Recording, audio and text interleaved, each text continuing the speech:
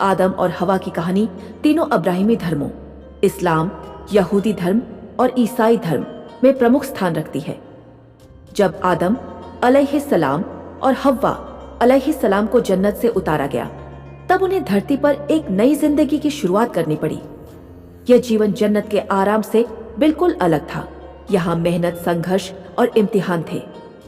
आदम अलैहिस्सलाम को श्रीलंका के एक पहाड़ जबल सरंदीप पर उतारा गया और हव्वा को जद्दा, मौजूदा सऊदी अरब में। दोनों को एक दूसरे से अलग अलग स्थानों पर उतारा गया ताकि वे खोज करें, संघर्ष करें और मिलन के महत्व को समझें।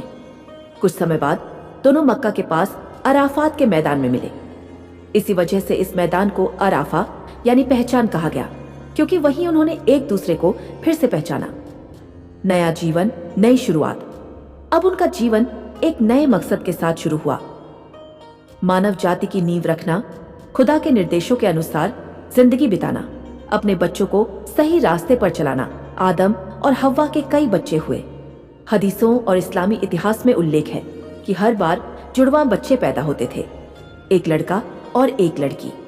इनमें सबसे प्रसिद्ध नाम है हाबील और काबील। ये पहली इंसानी त्रासदी थी जब काबील ने अपने भाई हाबील को ईर्ष्या में मार डाला, क्योंकि उसका कुर्बानी अल्लाह ने कबूल किया था, जबकि उसका नहीं। यह धरती पर पहला कत्ल था।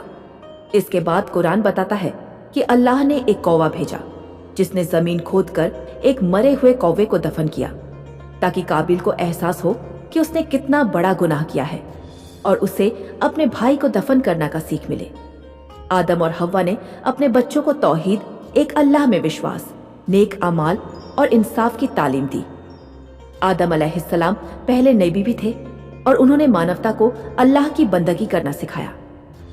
आदम अलैहिस्सलाम ने करीब 960 साल की उम्र पाई। उनकी वफात के बाद हव्वा ने भी कुछ वर्षों तक जिंदगी गुजारी और फिर उनका भी इंतकाल हुआ। सबक और हिदायत। हर इंसान की जिंदगी एक इम्तिहान है।